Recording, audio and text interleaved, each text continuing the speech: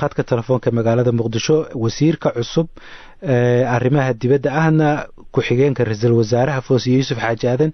Foosiye, marka hore waan ku hambalyeynaya xilkaas lagu magacaabay. Sida aad u aragtid magacaabistan iyo xilkan? bismillaahi raxmaani raxiim. Haarun, waan salaantayda ka qaaday. Assalaamu calaykum waraxmatullaahi wabarakaatu. xilkan waa xil weyn, waa xil mas-uuliyadu saaran tahay, waa xil u baahan mutadayacnimo iyo dadaal dheeraada in ummadda Soomaaliyeed ee guda iyo dibadda ku dayacan wax looga qabto xiriirkii caalamka baryaha iyo baryaha ahaa aad u liitay in la soo celiyo dowladaha jaarka ah in xiriir wanaagsan laga bilaabo Soomaalina halkeedii iyo faankeedii iyo karaamadeedii in la soo celiyo. waa gartay. goormay kugu dhalatay inaad jagadan qaadato?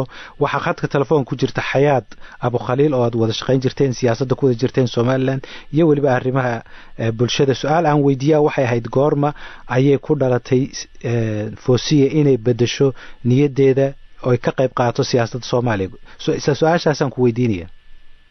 Haarun, muddo dheer baan siyaasadda kusoo jiray.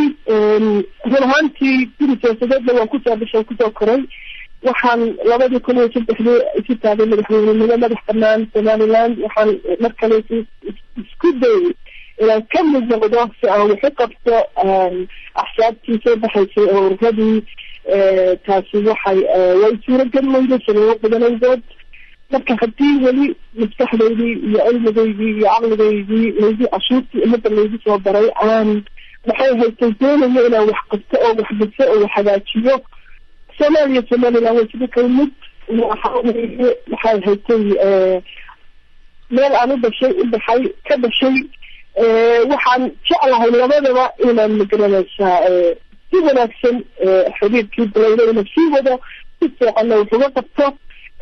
waxtar weynna ummadda Soomaaliyeed, khaasatan gabdhaha Soomaaliyeed ay saan caawa u tahay inay gaadhaan darajadaas aan dhiirigelin u sameeyo. marka waa muddo dheer baan siyaasadda ku fikiraya si aan dalka wax ugu qabto. waa garta. waxaan rabaa dhegeystayaashuna ay isweydiinayaan bal inaad laba arrimood iswaafajiso. waxaa la dhihi karaa Foosiye dhowr bilood ka hor waxay u ololeynaysay oo doonaysay Somaliland dal madax bannaan, maxaan ku idhahdaa inay noqoto Soomaaliya ka madax bannaanaato. inkastoo ay goosatay 91dii haddana aqoonsi caalami aysan helin. haddana dowladda Soomaaliya ayay ku jirtaa, dastuurkeeduna Soomaaliya waa mid buu leeyahay. marka labadaa bal iswaafaji. arrimahaasi waa arrimo waqti iyo istaraatiijiyo u baahan, waa arrimo doodo badan u baahan, waa arrimo is-afgarad u baahan, waa arrimo waxa aan maxay haytay kaga baxayaa hadalkii bilowday. waxaan rajaynayaa inuu sii socdo, waxaan rajaynayaa in la sii wado, waxaan ka rajaynayaa in guul ay labada dhinacba ku faraxsan yihiin ay ka dhalato. waa garta. laakiin hadda adigu midnimada Soomaaliya ayaad taabacsan tahay, sax? Soomaaliya waxay jeceshahay sidii madaxweyne xasan sheekh uu ugu yiri qodobkiisii, ma jirto xoog iyo qasab iyo dagaal. waa wadahadalkan wixii lagu gaarana waa lagu wada raalliyahayna waa insha allah lagu guulaysan doonaa. waa garta. intaanan kusii dayna haddaan ku weydiiyo bal marka hore saad u aragtid taariikh baa meesha ku jirta. waxaad noqotay gabadhii ugu horreysay wasiirka arrimaha dibadda Soomaaliya noqota. marka maxaan ku idhahdaa taariikh baad samaysay, macnaha kuugu fadhiday iyo saad u aragtid? taariikhdan waa guul hablaha Soomaaliyeed oo dalkeedka Afrika inta deganayeen degmadaha ku noolba guul bay u tahay. mid ii gaara maaha. waxaa kaloo guul u tahay dowladdan tayada badan gaaray madaxweyne xasan sheekh iyo prime ministerka. garanaysaa ay ka fakereen, ku adkaysteen, riskeeda qaateen. muddana ay ku qaadatay sida prime ministerku yiri maanta hadalka ahaa 7 milyan oo qofka laga soo dhex saaray 10 qof oo tayale. waxaan u arkaa hablaha Soomaaliyeed inay baaritaanka dheer ee la soo sameeyey iyo doorashada khaaska ah ee la sameeyey ay guul u tahay. maanta waa meerto anaa jooga berito habla kale iman doonaan. waxaan filayaa inay hablaha Soomaaliyeed maanta halkoodii kor u sii laga kacay, halka ay magaranaysaa in badan ay cadanayeen. waxaana runtii xaqiiqata aan leh insha hablihii Soomaalida ay ka fadhiisan waayey ee u bahraaday ee ka dagaalamay ee doonayay in dalkiisa la siiyo. in badan imika waa la gaaray. dowladuna intii sidii madaxweyne ku ballan qaaday kambeynkiisii suurageliyey inta hadday anaga nala taala sidii hablaha Soomaaliyeed kor loogu soo qaadi lahaa. waa gartay ka waran maxaan ku idhaahdaa siyaasadda Soomaaliya arrimaha gargaarka bini'aadamada waad ka soo shaqaysay waxbarashada waad ka soo shaqaysay siyaasadda waad ku jirtay Soomaaliya arrimaheeda muddo dusha ka ilaalinaysay maxaa ka maqan siyaasadda Soomaaliya oo adigu wax ka qaban kartaa aniga waxa la yidhi nidaamka la xilsaaray arrimaha dibadda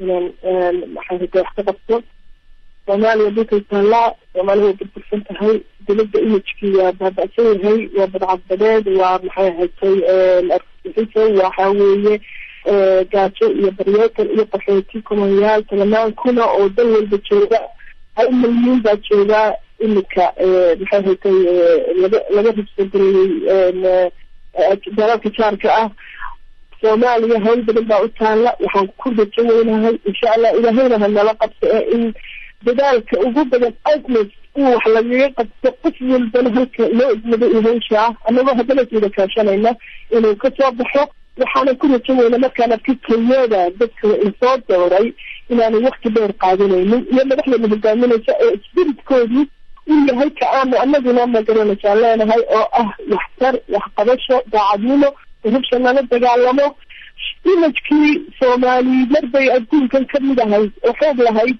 oo Afrika 10 dal bay Soomaali xoreysay inay halkii ku soo noqotay ilaahayna inuu meel qabto marka Soomaaliya hawsha hadda taalaan waa hawl adag laakiin waa laga baxayaa haddii aan isbiritka ku wada waa laga baxayaa insha Allah waa gartay waan ku sii daynayaa su-aasha ugu dambaysa maxaad ku dhihi lahayd asxaabtaadii maxaan ku idhaha dadka wada shaqayn jirteen Somaliland jooga dhegeystayaasheeda Somaliland jooga maxaa ku dhihi lahayd maanta Fawzi Yuusuf Xaaji Aadan waxaa idin leedahay fariintan marka hore salaam fara badan asxaabtaydii dadkan jeclaa dadka ila shaqaynayay dadkii kambeynada ila jiray dhammaan halkan hadaliyo iyo salaam baan uga dirayaa waxaan u sheegayaa inaan maanta joogo meel aan wax ka qaban karo oo aan wixii niyadayda ahayd aan ka hirgelin karo Soomaali dhalinyaro oo fara badan baa dayacan in badan hawl baan ku maqnahay in baan magaranaysaa aan jeclay inay dhammaan Soomaaliyeed ma fahamto Soomaali wada shaqaynteeda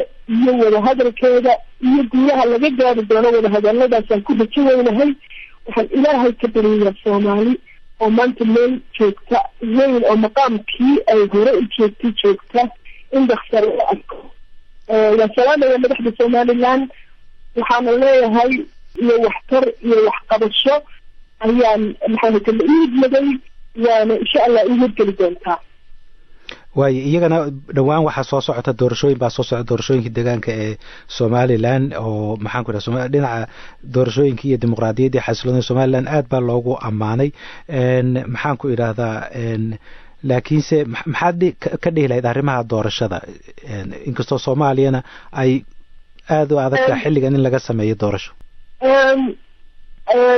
waxaan oran lahaa hadda hawl adag oo kala intaala comment igama banaana Somaliland doorashadeeda hadda hawl kale oo qadiya ah oo fara badan baa ii taala waxaan leeyahay guul dadka ardayda guul baan rajaynayaa anaguna hawshan aan hadda ku jiro ayaa priority-gayga ah aan doonayo inaan wax ka qabto kana qayb galo dadaalka ay madaxweynaha iyo prime minister Saacid ay Soomaaliya ka wadaan maanta taasaan u go'ay taasaan ka shaqaynayaa taasaan insha Allah kula dumaysan doonaa intiina ay ka bixi doontaa aad iyo aad baad u mahadsan tahay taas waxay ahayd Fawzi Yuusuf Xaaji Aadan wasiirka arrimaha dibadda ee cusub ee Soomaaliya ahna ra'iisul wasaare ku-xigeenka Soomaaliya mar kale aad iyo aad baad u mahadsan tahay si toos ah ayay ugu jirtay khadka telefoonka ee magaalada Muqdisho